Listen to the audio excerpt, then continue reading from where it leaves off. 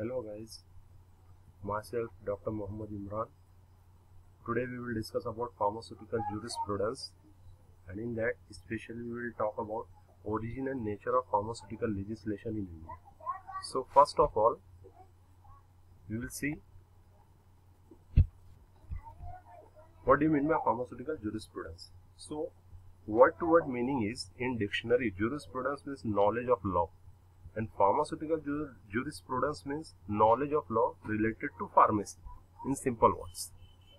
And if we see the word to word definition, so the pharmaceutical jurisprudence is the study of laws regulating the profession of pharmacy in India. It includes all the acts and rules thereof mentioned in the Constitution of India. Examples are Drug and Cosmetic Act, Rules, Pharmacy Act, MTP Act, Magic Remedies Act, etc. What does it mean? जितने भी rules और regulations हैं, act हैं जो pharmacy से related हैं, वो सब आते हैं फार्मास्यूटिकल जुरिस्प्रूडेंस के अंडर में. So moving on, next one is pharmaceutical legislation in India. Now what do you mean by legislation? So the meaning of legislation is acts, और अगर आम भाषा में कहें तो हिंदी में हम कहते हैं दफा 302 के तहत. सो ये जो दफा होता है, that is nothing but legislation. So what is the purpose of this legislation in India? So the main purpose of implementing this pharmaceutical legislation is to ensure that the patients receives drugs of required quality, tested and evaluated for safety and efficacy for their intended result. ये कानून इसलिए बनाना जरूरी था कि ये ensure करने के लिए कि पेशेंट के पास में जो भी ड्रग जा रहा है वो अच्छी क्वालिटी का हो, ठीक तरीके से टेस्ट किया हुआ हो, उसकी सेफ्टी और एफिकेसी अच्छी से चेक की हुई हो, और जो रिजल्ट के लिए वो लिया जा रहा है वो रिजल्ट उसे मिले. So first we will discuss the history of pharmaceutical units in India. So India में सबसे पहले ये शुरुआत हुई थी in year 1811. Mister Bhatkate, East India Company, he has started chemist shop in Calcutta. Then later on in 1821, Mr. Smith Stanstreet and Co. has started apothecary shop. And in 1901, Acharya Prafull Chandra Ray, he is based from Calcutta, he has started Bengal Chemicals and Pharmaceutical Works. So we can see there are very slow growth in pharmacy, and here first chemist shop has started, then apothecary shop has started. Apothecary shop means here a person prepare the medicines and dispense it. Then Bengal Chemicals and Pharmaceutical Works has started, and in 1903 Professor T.J. Gajjar has started the factory at Parade. So reasons for formation of Chopra Committee. So before that, this is the history.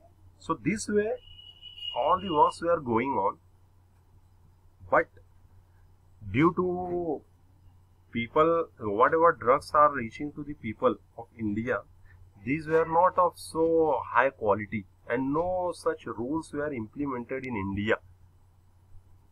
So a government has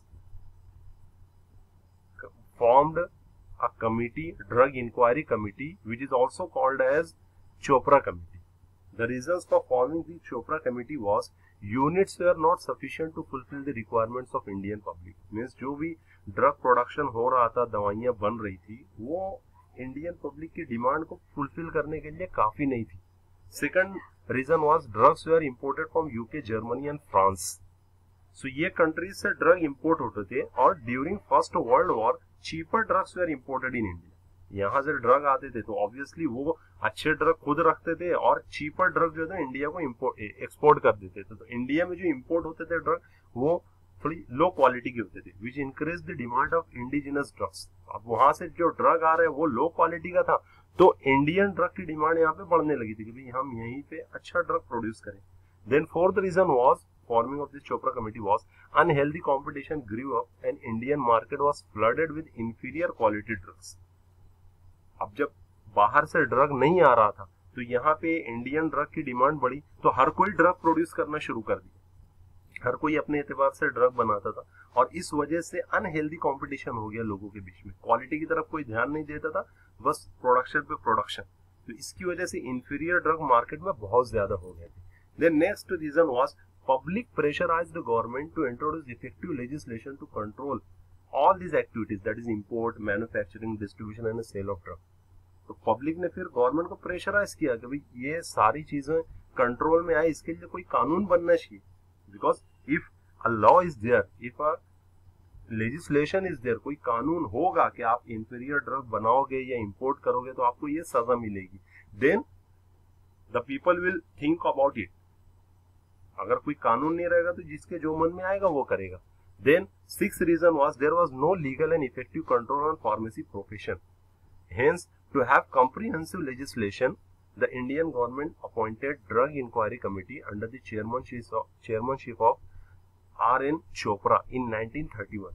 This was formerly known as Chopra Committee. So Drug Inquiry Committee and Chopra Committee both are same. So it has been formed in 1931.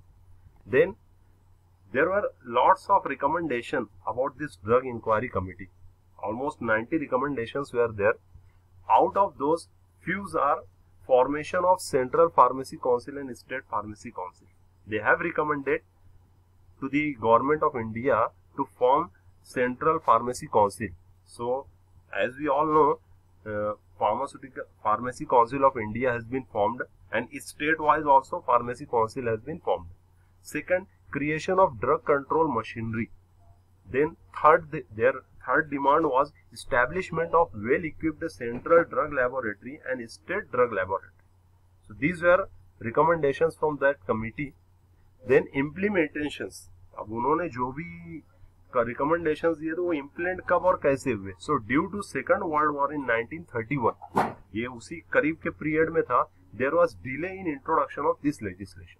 Government was reluctant to implement the recommendations of DEC, and the public was pressurizing the government continuously. And finally, an import of drug bill was introduced in 1937. This bill dealt with only import of drug, and manufacturing and sale of drug was not included in that. So ये भी आधा अधूरा law implement हुआ था, जिसमें सिर्फ import के लिए तो कानून बन गए थे, लेकिन जो मैन्युफैक्चरिंग और सेल था इंडिया में ड्रग का, उसके लिए कोई कानून नहीं था. Then scope and objective of this.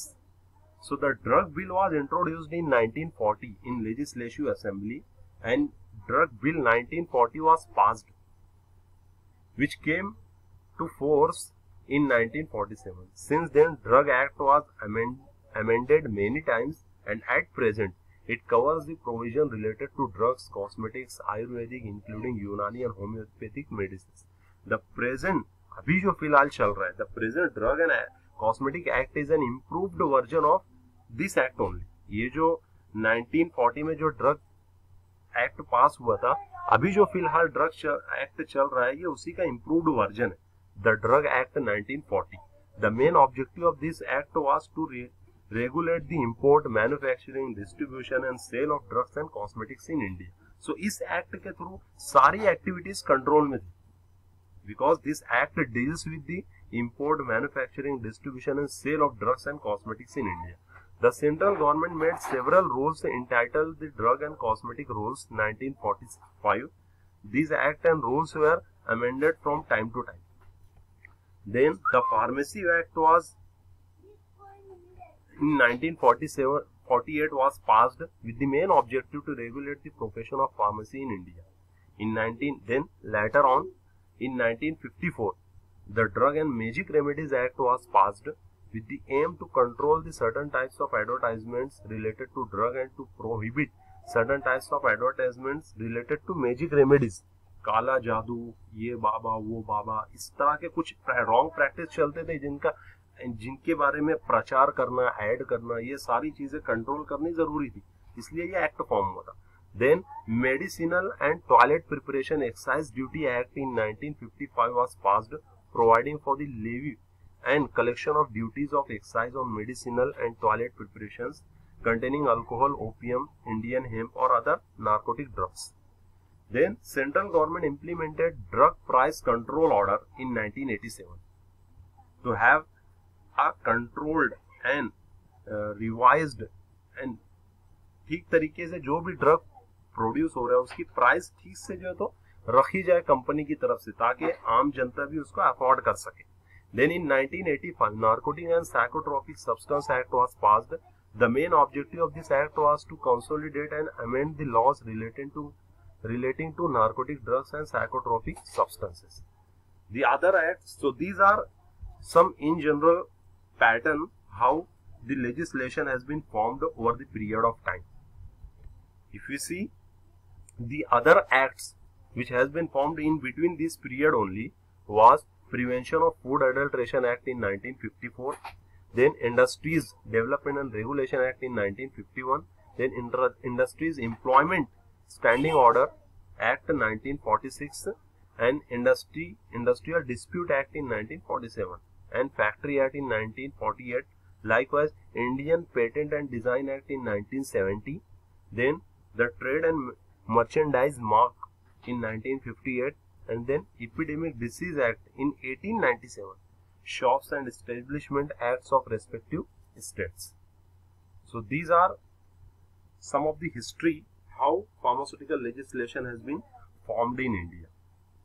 So in exam, generally these types of questions are asked. What is the objective of pharmaceutical legislation in India? Then write a note on origin and history of pharmaceutical legislation in India. Then what were the recommendation of Drug Inquiry Committee? Or this question may also be asked like what were the recommendations of Chopra Committee? Then write a short note on scope and objectives of pharmaceutical legislation in India. So if you keep in mind all these questions and then we will go through this video and all these slides, we will have some considerable knowledge about the pharmaceutical legislation in India. So for the time being, this much is there. We will come in the next video with some other topics, next topic. So till then, stay home and stay safe. Goodbye and take care. Thank you.